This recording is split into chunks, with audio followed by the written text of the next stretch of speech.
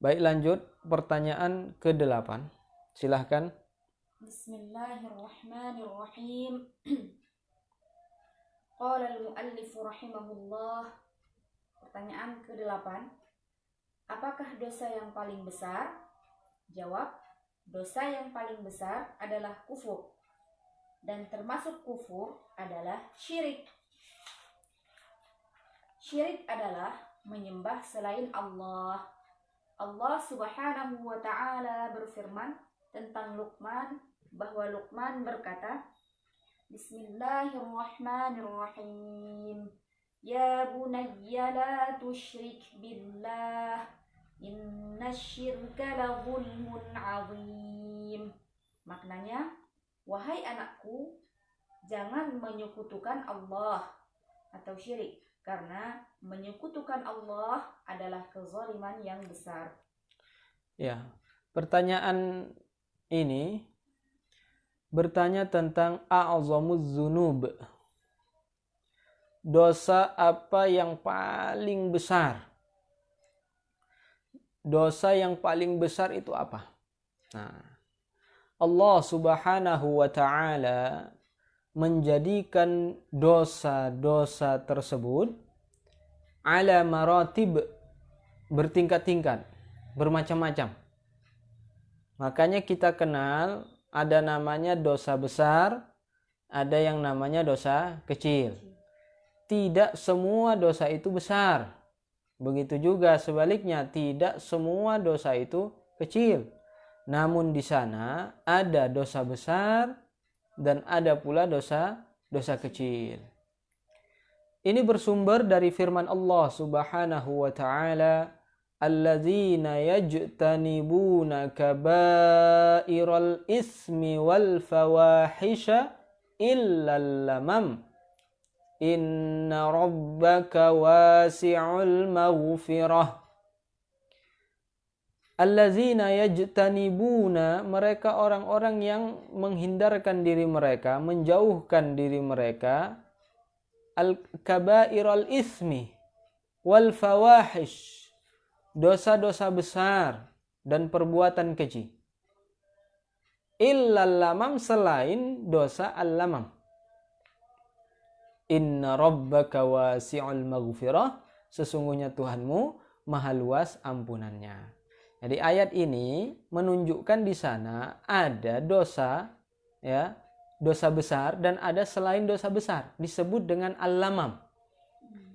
Abdullah ibnu Abbas, sahibu Rasulullah, turjumanul Quran, beliau menafsirkan al-lamam yang dimaksud dalam ayat tersebut, beliau mengatakan adalah dosa-dosa kecil. Dosa-dosa kecil ini adalah dosa yang orang-orang jarang sekali bisa selamat darinya. Artinya kebanyakan orang melakukan dosa kecil. Ya, tetapi inna rabbaka wasi'ul maghfirah, Tuhanmu maha luas ampunannya.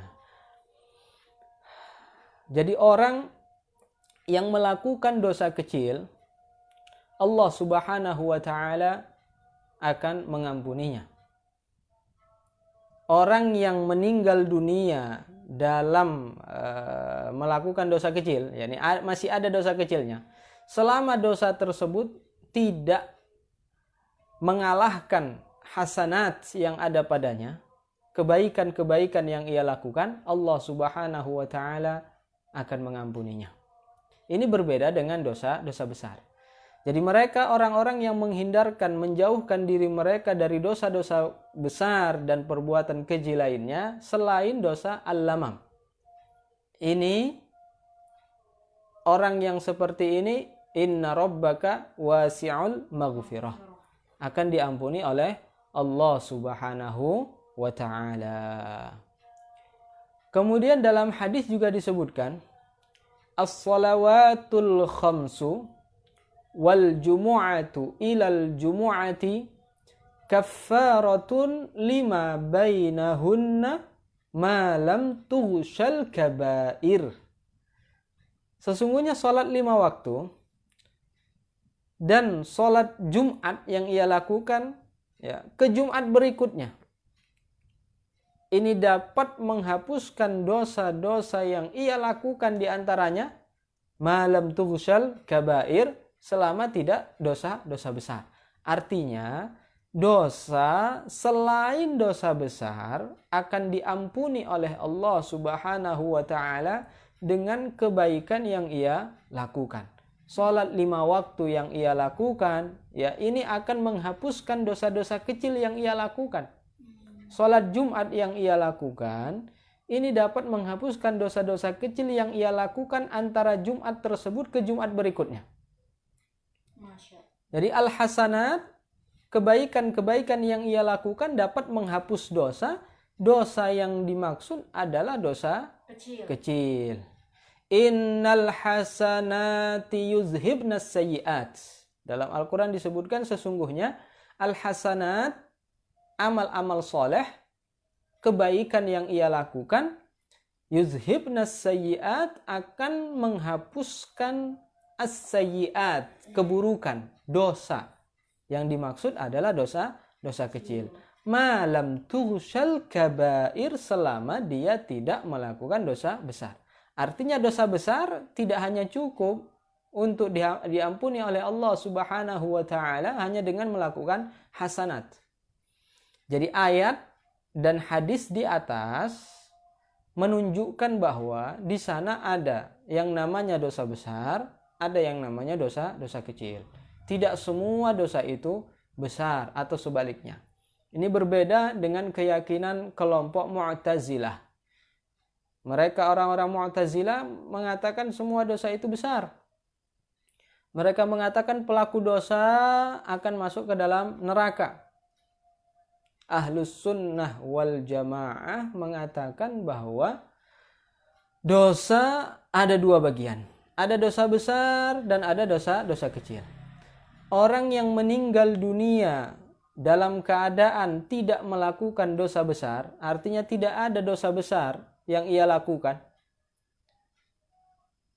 Dan jika pun ada dosa kecil yang ia lakukan, Allah Ta'ala akan mengampuni dosa-dosanya. Selama dosa kecil tersebut yang ia lakukan tidak israr. Israr itu ia lakukan terus-menerus sampai mengalahkan kebaikan yang ia lakukan.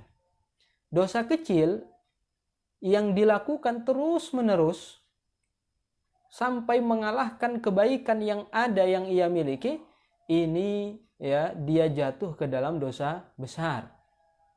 Jadi hukumnya jatuh ke dalam dosa besar. Walaupun yang ia lakukan adalah dosa kecil. Tapi kalau dosa kecil yang ia lakukan belum mengalahkan kebaikan yang ia lakukan, ini dia tidak jatuh ke dalam dosa besar. Dosa besar ini juga Allah Ta'ala jadikan ala maratib, bertingkat-tingkat, bermacam-macam. Jadi makanya para ulama itu, kalau kita lihat kitab-kitab mereka yang membahas tentang dosa-dosa, kita lihat di sana ada macam-macaman dosa. Dosa itu banyak, bermacam-macam dan bertingkat-tingkat. Ada yang paling tinggi tingkatannya, maksudnya paling besar dosanya. Ada yang di bawahnya dan seterusnya. Sebagian para ulama mengatakan dosa besar itu ada 70 tingkatan. Sebagian ulama lainnya mengatakan lebih dari 70. Dan ada pula yang mengatakan kurang dari 70. Namun di sini kita tidak membahas itu semua. Yang ingin disampaikan di sini adalah dosa yang paling besar dari semua tingkatan-tingkatan dosa tersebut yang dikatakan oleh para ulama, yang mereka berbeda pendapat dalam masalah besaran banyaknya dosa tersebut. Semua para ulama sepakat bahwa dosa yang paling besar tingkatannya, yang paling tinggi tingkatannya adalah yang pertama kekufuran. Jadi, ma huwa a'zamuz dzunub? Apa itu dosa yang paling besar? Jawabannya adalah dosa kekufuran. Semua para ulama ini sepakat bahwa kufur artinya keluar dari Islam, ini merupakan dosa yang paling besar, yang paling tinggi tingkatannya. Dan dosa ini jika orang meninggal dunia dalam keadaan tersebut, dalam keadaan kufur, keluar dari Islam, Allah Ta'ala tidak akan mengampuni dosa tersebut. Ini saking besarnya dosa itu. Dosanya tidak akan diampuni ya bagi orang yang meninggal dunia dalam keadaan tersebut. Jadi orang yang kufur keluar dari Islam, bisa nggak diampuni dosanya? Jawabannya bisa. Caranya dengan masuk ke dalam agama Islam. Dia tidak akan diampuni dosa-dosanya jika dia mati dalam keadaan kufur. Jika dia mati dalam keadaan belum masuk Islam. Jadi orang yang kufur keluar dari Islam kemudian dia masuk lagi ke dalam agama Islam, ya. Kemudian dia bertaubat dari dosa-dosanya, Allah Subhanahu wa taala Maha Pengampun. Allah Subhanahu wa taala Maha Pengampun. Jadi dosa yang paling besar adalah dosa kekufuran. Di antara kekufuran itu adalah kesyirikan. Di antara kekufuran adalah kesyirikan. Nah, jadi syirik itu kufur. Namun tidak semua kufur itu syirik. Syirik itu kufur. Namun tidak semua kekufuran itu syirik. Syirik itu apa? Syirik itu menyekutukan Allah. Menyembah kepada selain Allah. Itu namanya syirik. Ibadatu ghairillah. Menyembah kepada selain Allah. Menyekutukan Allah Subhanahu wa taala. Ini namanya syirik. Dan syirik ini merupakan bentuk dari kekufuran. Namun kekufuran itu tidak hanya syirik bentuknya. Makanya kita katakan semua kesyirikan itu adalah kekufuran. Namun tidak semua kekufuran itu syirik. Nah, karena kekufuran itu bentuknya bukan hanya syirik saja modelnya, tapi banyak bentuknya. Makanya para ulama dalam kitab-kitabnya mereka mengatakan bahwa kekufuran itu bisa terjadi dengan sebab 3 hal. Dengan 3 hal. Apa saja? Bisa disebabkan oleh keyakinan. Bisa disebabkan oleh perbuatan. Bisa disebabkan oleh perkataan. Orang dianggap kufur keluar dari Islam hanya dengan keyakinan yang ia yakini. Walaupun dia tidak mengucapkan ataupun melakukan. Walaupun dia tidak menyembah kepada selain Allah. Tetapi jika dia meyakini keyakinan kufur, maka dia jatuh ke dalam kekufuran. Orang juga bisa jatuh dalam kekufuran dengan sebab ucapan yang ia ucapkan. Walaupun tidak ia yakini dalam hati ataupun ia realisasikan dengan perbuatannya. Walaupun dia tidak menyembah kepada selain Allah, dia bisa jatuh dalam kekufuran. Orang juga bisa jatuh dalam kekufuran dengan sebab perbuatan yang ia lakukan. Nah, makanya disebutkan bahwa orang bisa masuk ke dalam agama Islam dengan mudah. Dengan satu ucapan yang ia ucapkan. La ilaha illallah Muhammadur Rasulullah. Dianggap masuk ke dalam agama Islam. Namun orang Muslim yang sudah beragama Islam, ini juga bisa keluar dari agama Islam dengan mudahnya. Hanya dengan ucapan yang ia ucapkan. Atau dengan perbuatan yang ia lakukan. Atau dengan keyakinan yang ia lakukan. Walaupun ini semua terjadi, ia lakukan dalam keadaan bersenda gurau misalnya. Jadi tidak sungguh-sungguh main-main misalnya. Ini dihukumi keluar dari Islam. Jadi masuk ke dalam agama Islam begitu mudahnya, keluar dari agama Islam juga begitu mudahnya. Makanya para ulama mengatakan wajib ala kulli muslimin, atas setiap muslim, hifzu islamihi, menjaga keislamannya. Wajib kita semua untuk menjaga keislaman kita. wa saunuhu, menjaganya, mimma yubtiluhu, amma yufsiduhu, menjaganya dari sesuatu yang dapat merusak keislaman tersebut, yang dapat membatalkan keislaman tersebut. Wajib kita menjaga tersebut, menjaga keimanan kita. Jadi dosa yang paling besar adalah dosa kekufuran, dan di antara bentuk kekufuran itu adalah syirik.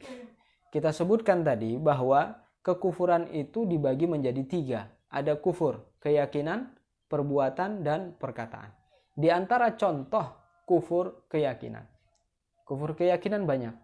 Kita sebutkan beberapa contohnya. Di antara contoh kufur keyakinan, seperti meyakini bahwa Allah Subhanahu wa ta'ala lemah, tidak kuasa. Ya, meyakini bahwa Allah Subhanahu wa ta'ala serupa, sama dengan makhluknya. Seperti meyakini bahwa Allah Subhanahu wa ta'ala memiliki bentuk, memiliki ukuran. Dia meyakini bahwa Allah Ta'ala itu ada bentuknya. Walaupun dia tidak bisa menggambarkan bentuknya dengan sempurna, tetapi dia meyakini bahwa Allah Ta'ala itu punya bentuk. Ini keyakinan kufur. Orang yang punya keyakinan seperti ini jatuh ke dalam kekufuran. Jadi jika ada orang misalnya melakukan sholat, ketika dia sholat membayangkan Allah, ketika dia sholat menggambarkan Allah dalam pikirannya, ia gambarkan Allah tersebut dalam benaknya, ini jatuh ke dalam kekufuran. Kenapa? Karena dia bukan menyembah Allah, tetapi sebenarnya dia menyembah sesuatu yang ia bayangkan. Sesuatu yang ada dalam pikirannya. Itu yang ia sembah, dan itu bukanlah Allah, maka dia dikatakan menyembah kepada selain Allah. Menyembah kepada selain Allah, apa hukumnya? Kufur. Jadi orang yang membayang-bayangkan Allah dalam sholatnya ataupun di luar sholatnya, ya, la yakunu mu'minan. Ini bukan orang mukmin. Jadi di antara contoh kufur keyakinan adalah meyakini bahwa Allah Ta'ala itu punya bentuk, punya ukuran, meyakini Allah Ta'ala punya anak, meyakini adanya Tuhan selain Allah yang berhak untuk disembah. Orang yang punya keyakinan bahwa ada Tuhan lain selain Allah yang berhak untuk disembah, ini kufur. Walaupun dia tidak ikut menyembahnya. Jadi dia meyakini misalnya apa yang disembah oleh orang lain selain Allah, ya, itu benar. Itu adalah Tuhan yang benar. Dia meyakini itu. Ya, temannya menyembah kepada selain Allah. Dia membenarkan itu, membenarkan Tuhan yang ia sembah, walaupun dia tidak ikut menyembahnya. Ini juga termasuk bentuk keyakinan kufur. Kemudian di antara contoh kufur perbuatan. Kufur perbuatan adalah kekufuran yang ditimbulkan oleh perbuatan kita, anggota tubuh. Seperti contohnya menginjak Al-Quran, menginjak hadis-hadis, menginjak sesuatu yang bertuliskan di sana ayat-ayat Al-Quran, hadis-hadis Rasulullah, nama-nama yang diagungkan dalam Islam. Ada nama-nama yang diagungkan seperti nama-nama Allah, nama-nama Nabi, ya, Al-Quran, tulisan Al-Quran. Nah, ini nama-nama yang diagungkan dalam Islam. Tidak boleh diinjak-injak, tidak boleh dibuang ke tempat-tempat kotor yang menjijikkan, nggak boleh dibuang ke tong sampah, ya, nggak boleh kemudian dicampakkan ke got, ya, tempat pembuangan, saluran pembuangan, tidak boleh itu dilakukan.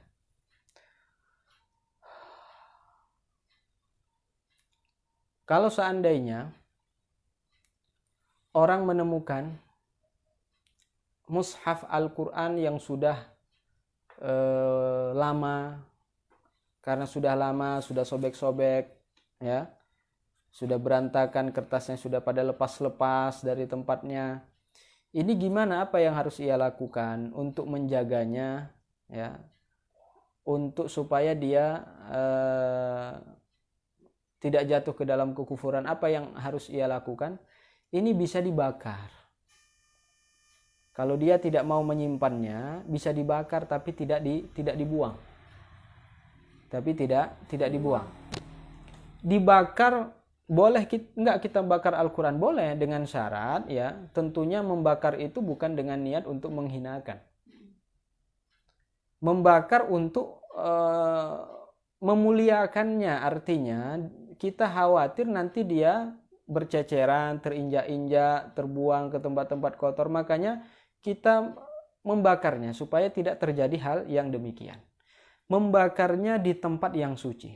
Jadi di atas tempat yang suci. Jangan dibakar kemudian begitu ya dipegang di tangan ini dibakar kan. Kemudian mau habis dicampakkan ke tong sampah. Jadi di bawahnya ada tong sampah, dibakar begitu kan, dicampakkan ke tong sampah. Tidak demikian.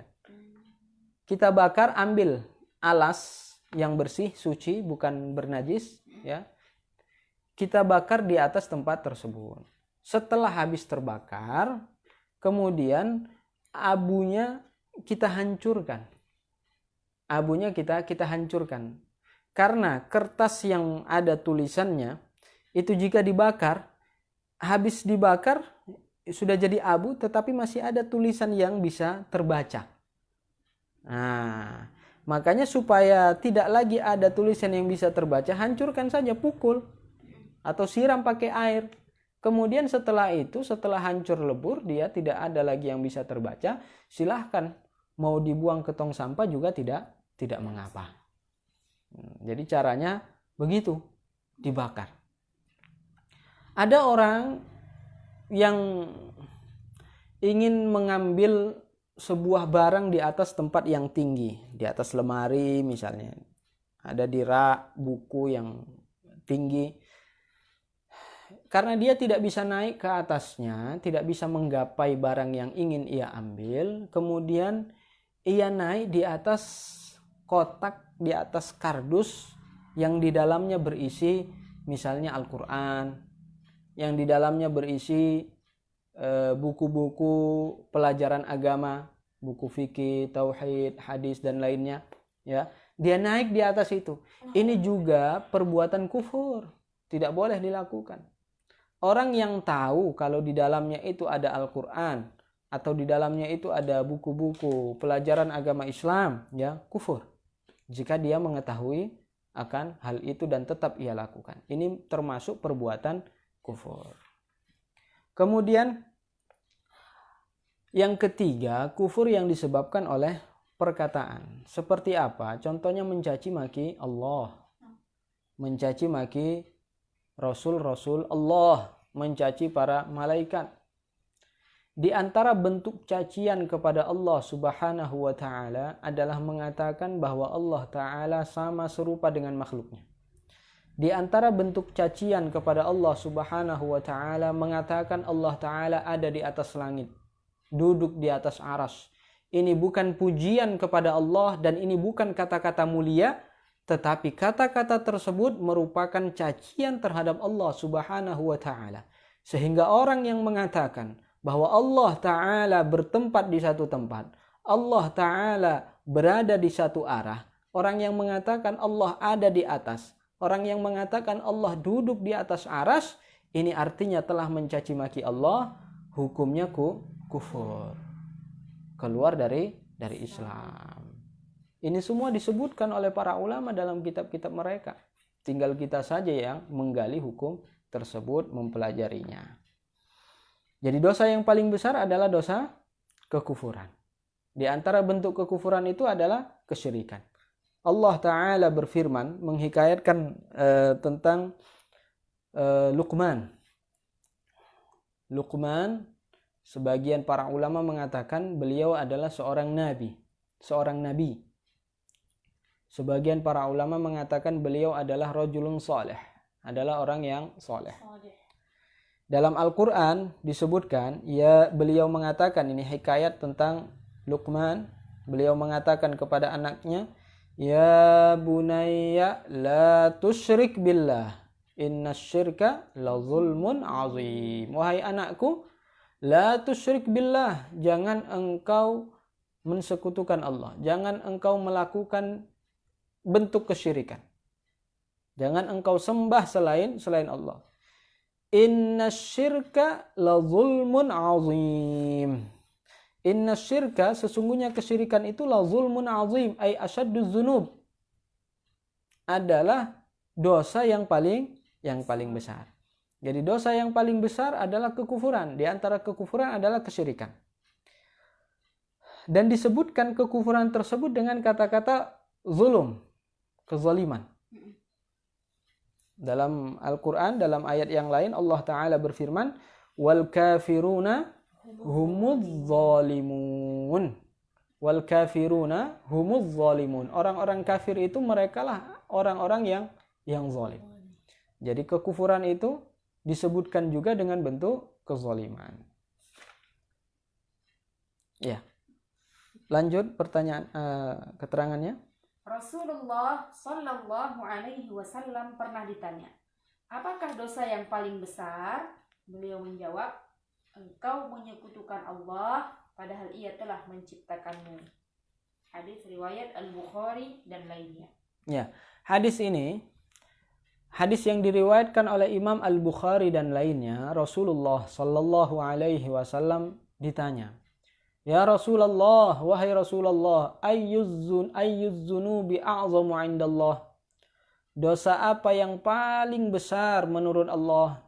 Kemudian Rasul menjawab, an taj'ala lillahi niddan wa huwa khalaqak. Yang pertama adalah dosa engkau jadikan bagi Allah sekutu, padahal Allah adalah Tuhan yang telah menciptakanmu. Qala summa ay. Kemudian ditanya lagi, kemudian apa dosa yang paling besar setelahnya? Kemudian Rasul menjawab, antaqtula waladaka khasyata imlaq. Engkau bunuh anakmu karena takut kemiskinan. Jadi dosa yang pertama yang paling besar adalah dosa kufur, kesyirikan, kekufuran, keluar dari Islam, menyekutukan Allah. Kemudian dosa yang paling besar setelahnya, tingkatan setelahnya yang paling besar adalah membunuh jiwa yang diharamkan oleh Allah Subhanahu wa Ta'ala. Apakah dia membunuh dirinya sendiri atau membunuh orang lain? Dalam hadis disebutkan membunuh anak, tetapi bukan hanya membunuh anak dosa yang besar, selain anaknya, membunuh anak orang lain tidak besar, bukan. Kemudian qala summa ay, kemudian apa lagi dosa yang paling besar setelahnya? Rasul menjawab, antuzani halilata jarik. Engkau berbuat zina dengan istri tetanggamu. Ya, dalam hadis riwayat Bukhari ini ada 3 tingkatan dosa besar. Yang pertama adalah dosa kekufuran, kedua dosa membunuh jiwa yang diharamkan oleh Allah, kemudian yang ketiga dosa berbuat zina. Dari hadis ini juga dapat dipahami bahwa ada kesalahan, ada kesalahpahaman, ya, penafsiran yang tidak tepat yang beredar di kalangan masyarakat terkait dengan firman Allah Subhanahu wa Ta'ala, wal fitnatu asyaddu minal qatl. Sebagian orang menganggap bahwa fitnah dengan makna menuduh orang lain melakukan sesuatu padahal ia tidak melakukannya, asyaddu minal qatl, ini katanya dosanya paling lebih besar daripada dosa pembunuhan.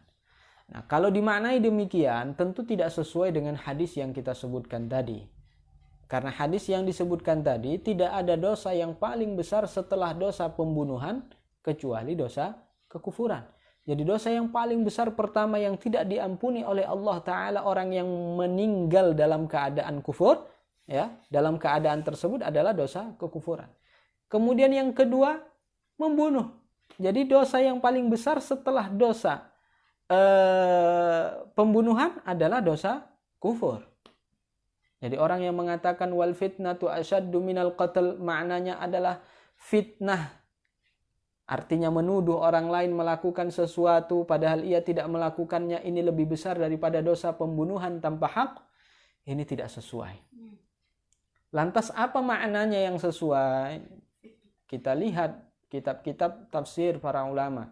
Seperti dalam kitab tafsir Al-Qurtubi disebutkan bahwa makna al-fitnah dalam ayat bukan bermakna fitnah menuduh orang lain melakukan sesuatu padahal ia tidak melakukannya.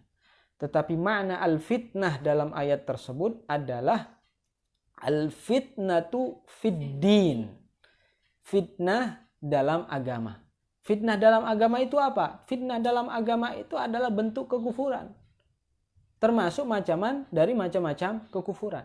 Sehingga makna ayat tersebut, wal fitnatu asyaddu minal qatl, adalah kekufuran atau kesyirikan. Ini lebih besar dosanya daripada dosa pembunuhan tanpa hak. Ini sesuai dengan hadis tadi.